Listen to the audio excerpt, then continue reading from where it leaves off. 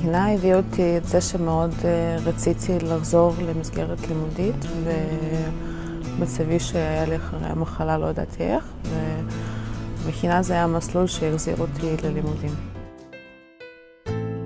זה נתן לי ביטחון עצמי קודם כל.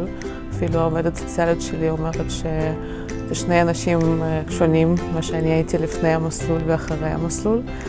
אז זה גם החזיר אותי, אפשר להגיד למסגרת, וזה גם לא כל כך מסגרת, זה גם החזיר אותי לחיים בכלל. זה גם נתן לי גם המון תקווה לעתיד. ועכשיו אני יודעת שיש בי כוח קודם כל, וגם יש אנשים שעומדים מאחריי ויכולים לעזור לי, ורוצים שאני אצליח, וזה גם מאוד חשוב לדעת את זה.